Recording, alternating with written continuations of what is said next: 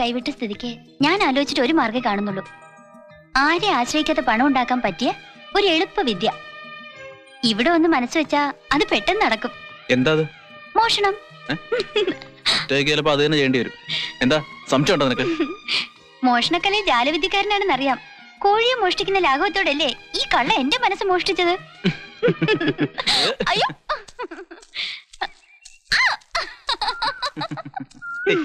എന്താ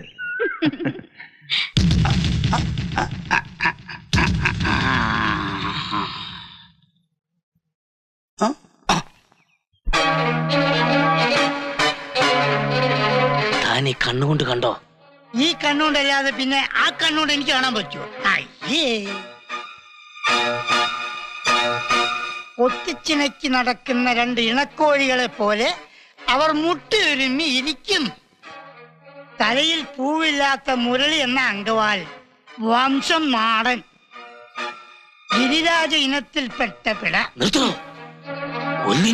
പൂവനെയോ പടയോ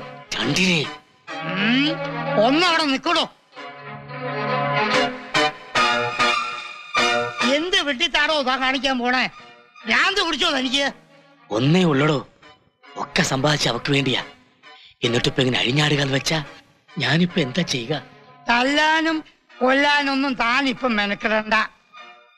ചീഞ്ഞാറിയ അതിന്റെ ദൂഷ്യം തനിക്ക.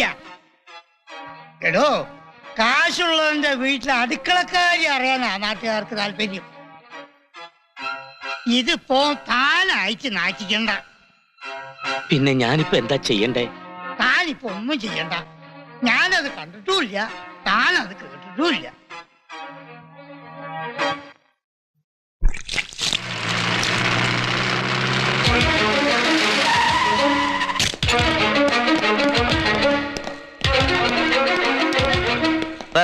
എന്താ പ്രശ്നം?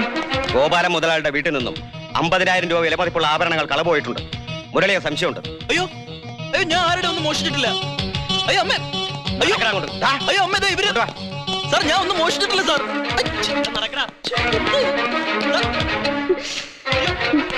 അയ്യോ സാർ, ഇത് നിന്റെ അരിപ്പാണോ? ആണോടാ? അതെ.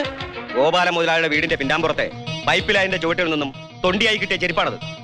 സാർ, ഞാൻ മോഷിച്ചിട്ടില്ല സാർ.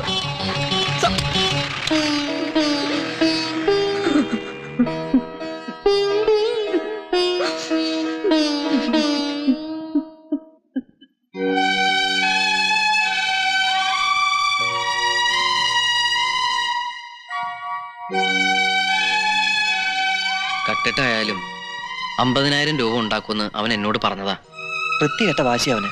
തൊഴിലൊന്നും ഇല്ലാത്തപ്പോ നാട്ടുകാരോടും വീട്ടുകാരോടുള്ള ദേഷ്യത്തിന് എന്തൊക്കെയോ ചെയ്തിട്ടുണ്ട്. പക്ഷെ ഇത്തരത്തിലൊന്നും ചിന്തിച്ചിട്ട് പോലുമില്ല. സത്യത്തിൽ അവന്റെ ധൈര്യവും എടുക്കും അതായിരുന്നു നമ്മുടെയൊക്കെ പ്രചോദനം.